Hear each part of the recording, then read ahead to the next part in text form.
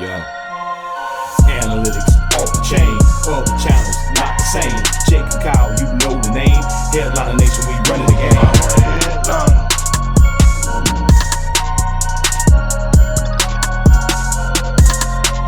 a headliner.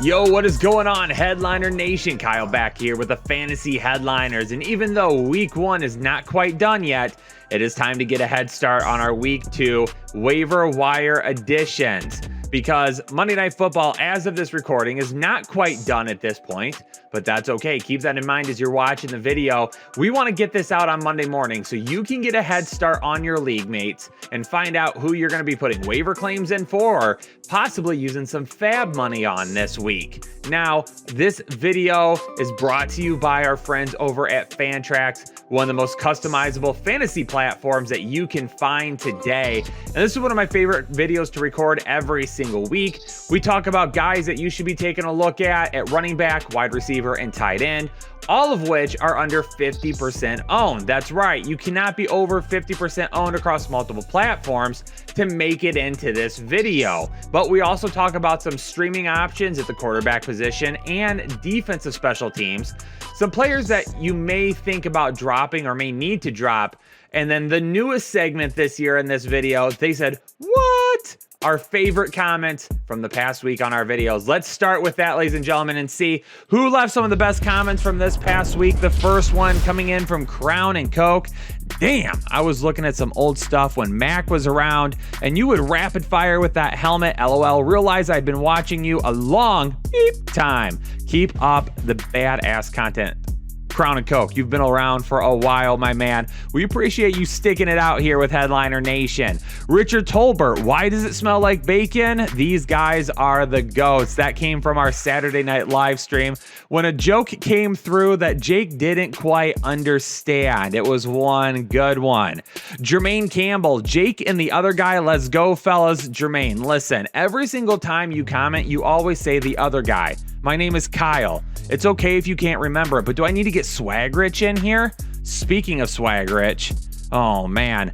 Marcos wants to know, does Swag Rich make a comeback this season or is he cut out? No, he's here. He is around, Marco. I don't know if we really want him back, but to go off of that a little bit, Mike Jones says, just found this channel. You're probably the only fantasy guy I'm able to tolerate. LOL. Most are very cringy. I subscribed. Mike, welcome in to Headliner Nation. I don't know. Maybe if we did put Swag Rich on some more videos, you would find it too cringy. But there you have it. Our favorite comments from the week. But now it's time to get down to the nitty gritty, and we're going to start with the running back position. Taylor, roll it in. Let's go with the running backs first and foremost.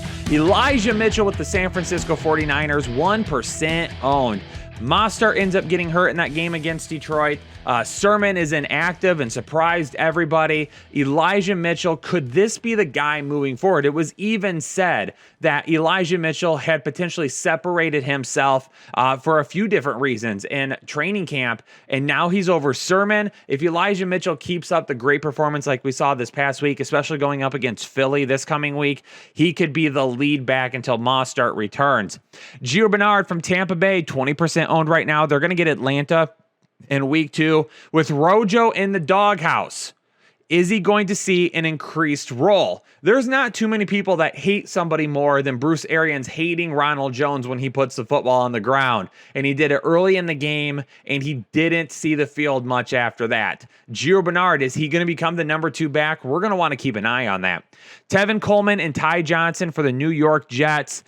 Right now, it looks like Tevin Coleman is the starter at 25.9% owned, and then Ty Johnson at 6% owned could end up being the number 2. So right now, neither of these guys impressed this past week. They're going to be going up against New England this week. So who do you want to grab? Well, if you want the starter, that's the guy right now, it's Tevin Coleman. If you don't love Tevin Coleman, though, then maybe take a shot at Ty Johnson if you want to, especially if you're in deeper leagues. And maybe Ty Johnson does work his way up a little bit if Tevin Coleman doesn't get a little bit more efficient with his carries. I mean, if this guy is only going to average around 3 yards a carry, you've got to expect they're going to give somebody else a shot soon.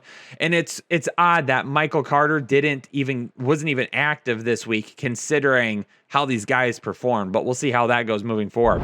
Larry Roundtree from the Los Angeles Chargers at 0.8% owned. Over on Headliner U, our boy Chris Chouse, he liked a little Larry Roundtree, and he looks to be the backup to Austin Eckler. You know, people talk about Joshua Kelly, people talk about Justin Jackson. Larry Roundtree was a guy that they looked like they wanted to get him some significant carries this week, and they did.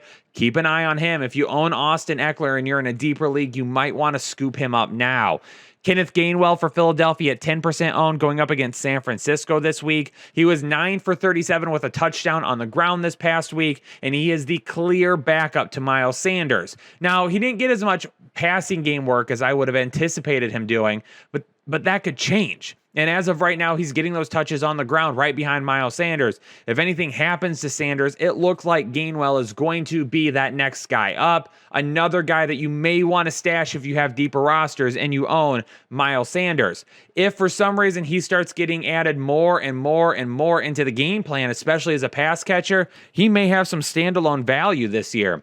DJ Dallas for Seattle at 0.3% owned, going up against Tennessee. Penny ended up getting banged up. Heard that there may have been a knee issue. Trying to hear some more about what that is this week, but keep an eye on DJ Dallas because he would be the next man up behind Chris Carson. Chris Carson looked great this week, but he did fumble it once again. And we know that this is a guy that tends to get banged up every once in a while. So not a whole lot on the waiver wire this week for running backs. Elijah Mitchell is going to be our locked in stone number one waiver edition. This is a guy that you're going to need to grab right this second. But let's go ahead and move over to wide receiver, who we've got some more options at.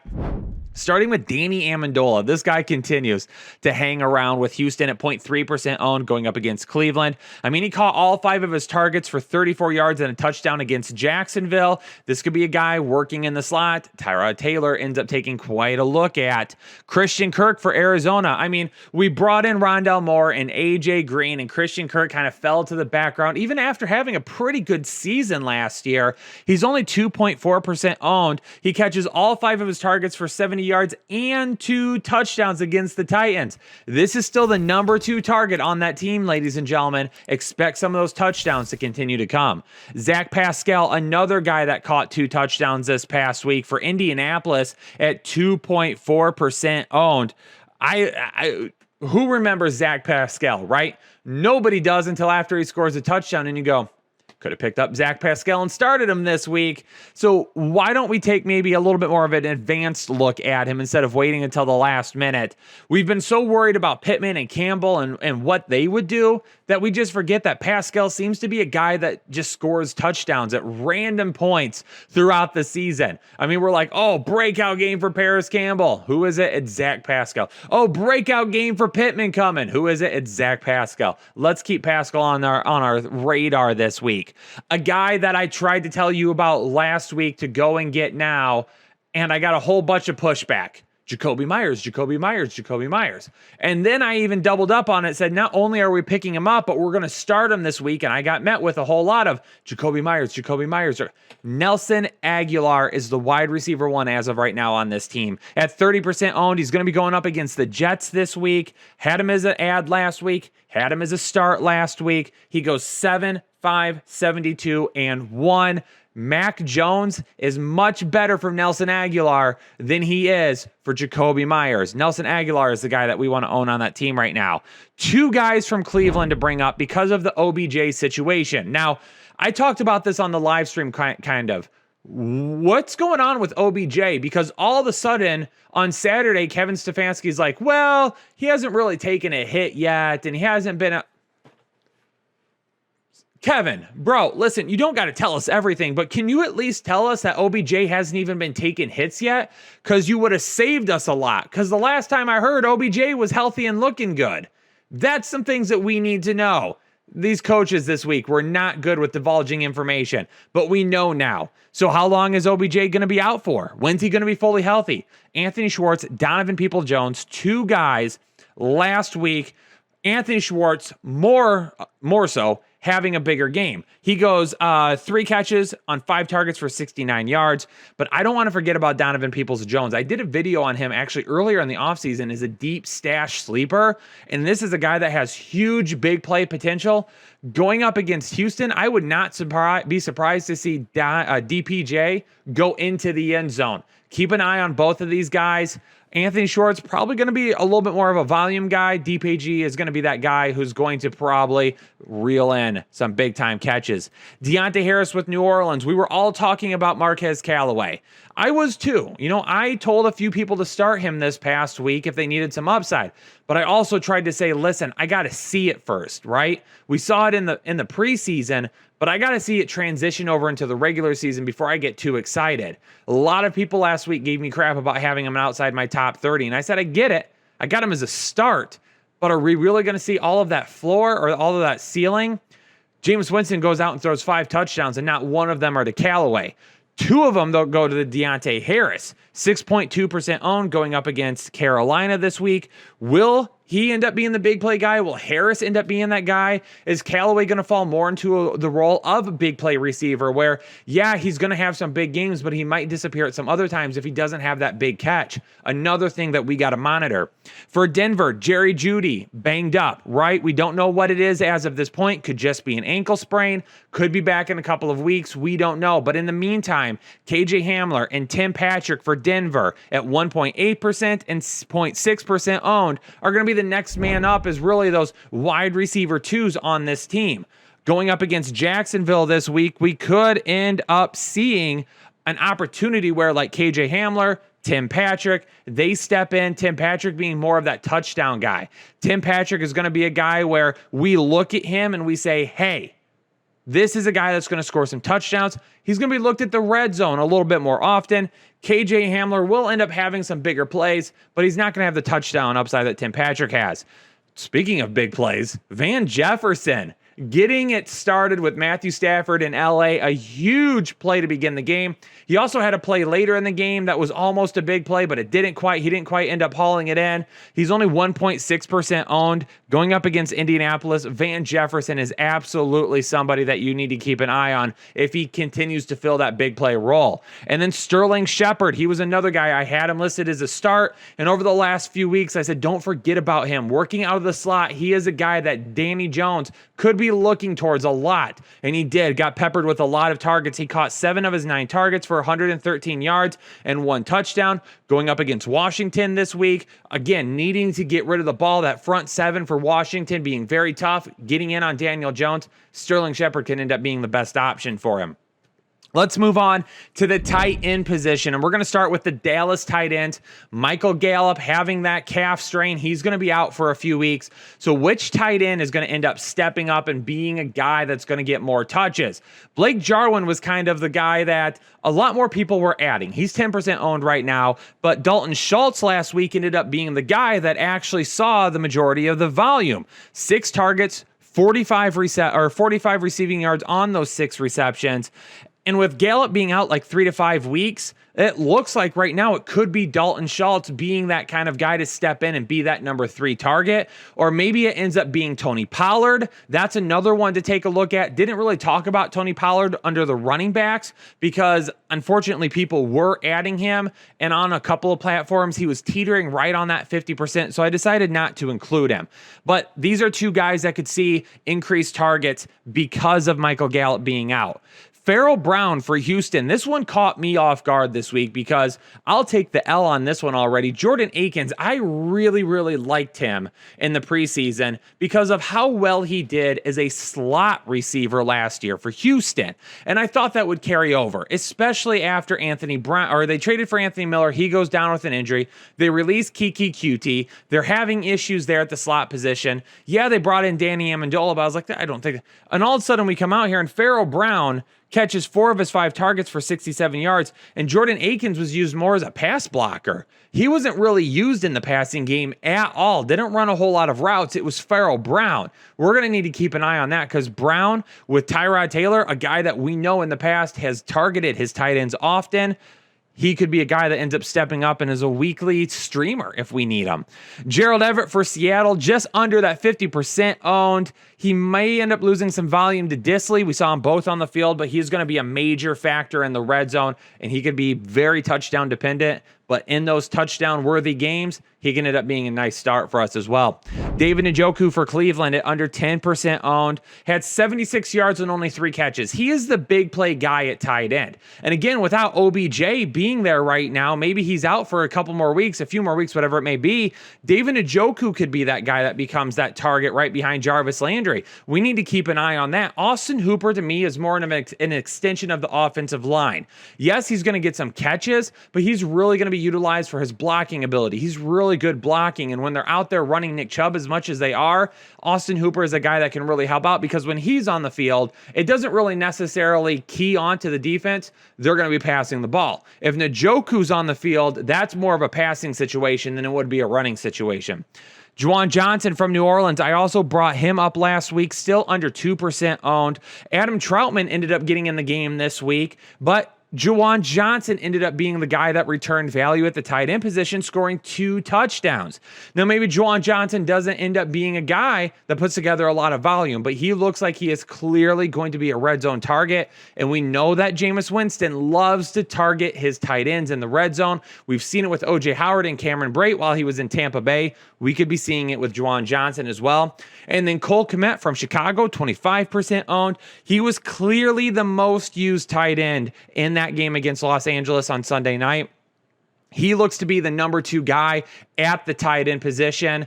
I'm going to go out and scoop him up right now. If I'm all of you, I can't even talk. If I'm all of you, I'm going to go scoop him up if I'm having trouble at the tight end position, because I really do see him being able to help out if he keeps up this type of usage. Now, let's move on to our streaming portion of the video and talk about quarterbacks and defensive special teams that we can stream this week. Rolling over to quarterbacks first, Ben Roethlisberger from Pittsburgh at only 34% owned, going up against Las Vegas. The O-line could not block for the run game, right? Najee Harris was running into defenders every time he touched the football. So even though this is a game where they could go up on Las Vegas early, this is a game where Ben is probably going to continue to launch it. A lot of those short routes, quick routes, a lot of things that we saw from last year's team carrying over to this year. Jameis Winston at 26% owned, going up against Carolina. This dude is out here throwing 5 touchdowns. Where's the interceptions at? He got those eyes worked on. He's looking good. Absolutely loved it. Under 30% owned. And he gets Carolina this week. Carolina looked pretty good this week, right? But it was against the Jets, okay? This is going to be an offense with a quarterback that's going to be able to push the ball a little bit quicker. Alvin Kamara, obviously, is a little bit different in the backfield. You got to key on him. I expect another big week from Jameis Winston. And our boy Tua from Miami, right at 50% owned. I'm going to bring him up going up against Buffalo because, yeah, it could end up being a tough matchup, 100%. But Will Fuller is going to be back next week. And we saw it this week. This was a really quick attack team, especially with Jalen Waddle and Myles Gaskin coming out of the backfield. They can make a lot of those short, quick passes work. Devontae Adams over the middle of the field might get Mike Gesicki over the middle of the field. Then they bring those intermediate routes. And now all of a sudden you've got Will Fuller that can stretch the field. That could open up a lot for Tua this week. It could end up causing some problems for Buffalo. On the defensive side of the ball, Cleveland at almost 60% owned. Yes, I know. You have to be under 50% owned to be on the video, but because it's a streaming option, I'm going to bring them up anyway. Cleveland going up against Houston. Listen, what Jacksonville did on defense this past week, Houston's not going to do it to Cleveland. The Browns played well for the most part, going up against a tough Kansas City defense. Don't expect Houston to put up any week 1 numbers. Cleveland's going to be a whole lot better. New Orleans, talking about them again and their defense, they were really, really good against Green Bay, right? I don't think a whole lot of people saw that. So they've got a real high, a big energy now coming off of that game, and only 26% owned. Going up against Carolina, yeah, Carolina could end up putting up some points, but this is also one to watch on because if New Orleans just feeds off of that and takes it into week 2, Carolina could be in for a tough day. Arizona at 5.1% owned, going up against Minnesota. I mean, they got 5 sacks from Chandler Jones last week. Is that going to happen all the time? No, but this Minnesota offensive line is not good, but it's not bad. It's kind of in the middle, and they're going to have some inconsistency issues, and Chandler Jones could eat them all up again. The defense for Arizona, though, we tried to tell a lot of people, it's much improved, and it's going to be really, really good. Now, new portion of this show, I asked you all over the offseason, do you want this? And I got lots of comments last year. Let's go into our players to drop. And the first couple of guys are not guys that we're dropping as of right now, but they are guys that are in the doghouse. And it's OBJ and Ronald Jones. With Odell Beckham Jr., all offseason long, he's looking good. He's ready to be back, everything. And then all of a sudden, the day before the season starts, Kevin Stefanski says, oh, well, he hasn't been taking any hits in practice, so we don't know how that knee's gonna... Listen, guys. We needed to know that weeks ago. So is OBJ a drop for me right now? No, he's not. But if we find out that this is the dude that's gonna miss continuous weeks throughout the season and you don't have a ton of IR spots, before too long, I'm just going to boot him and say, I'm done with it. I'm over with it. Ronald Jones, the same thing. He's at 78% owned. That fumble didn't help him. That fumble did not help him at all. Bruce Arians doesn't put up with that garbage. If Gio ends up coming in and stepping in as the number 2 back, and Ronald Jones moves to the doghouse and he's now the number 3 back and he's only getting maybe 5-6 touches a game, there's going to be no reason to own Ronald Jones. The only reason we're going to own him is if Leonard Fournette were to get hurt. But at that point, too, how long are we going to hold on to him for? Are we just going to stash a guy on our bench, hoping that Leonard Fournette goes down at some point in time? That has absolutely no value whatsoever. Yeah, you do that with some handcuffs, but even then, if Gio's going to be stepping up in front of him too, if Ronald Jones might not even be the next guy up, what are we going to see? So OBJ and Ronald Jones are not drops for me yet, but they are guys that are in the doghouse, and they're on the list, if you know what I mean. Zach Moss for Buffalo, I've been trying to tell you all for 2 years. He's not that good, and he's injury prone, okay? Devin Singletary actually looked really, really good in a tough matchup this week. Good for him. Zach Moss at 72% owned. I don't even want him on my IR. Get him off. Get him off. I don't care. He's not that good. I've been trying to tell all of you that. He's injury prone. He can never stay healthy. Was never healthy in college. Way too hyped up. Michael Carter for the New York Jets. Look, if there was a lot of running backs getting touches last week and Michael Carter couldn't even get active, I think that says something about where the Jets think he stands right now. So for now, he's not really a guy that I want to hold on to unless they activate him this week and they get him some touches. If that doesn't happen, though, Michael Carter in the next couple of weeks is going to need to be dropped from our roster. J.D. McKissick and A.J. Green, we can get them off the roster right now. J.D. McKissick, as I told you all over the offseason, this is a different team. These are different quarterbacks. We're not going to be checking down to J.D. McKissick the way Alex Smith did last year. This was a back and forth game with a lot of passing, and J.D. McKissick saw 1 target this past week. He's not being utilized. Antonio Gibson is being utilized. J.D. McKissick is a change of pace back that does not have standalone value. He is not Nyheim Hines like he was last year. A.J. Green for Arizona. He did have 6 targets. That's great. But Moore and Kirk, to me, are the more dynamic playmakers now. They're the guys that are going to be able to do more when they get the ball in their hands than what A.J. Green will. And if that continues to happen, less and less targets are going to go to A.J. Green. So, Headliner Nation, there you have it. There you have it. Our best comments from the past week. Running backs, wide receivers, tight ends, streamers for quarterbacks and defensive special teams, and a few players that I'm looking at potentially dropping from my roster here pretty soon. If you're new here to the Fantasy Headliners, you got to hit that subscribe button. Stick around all offseason for the great content. Leave a comment down below. Who are you targeting on the waiver wire this week? And hit that like button for me on the video. Everybody, I appreciate it. Hopefully your week 1 matchups went well. I'll be back soon with my start and sits for the week. Love you all. Peace out. Stay safe. Stay healthy. And I'll catch you all in the next episode of the Fantasy Headliners.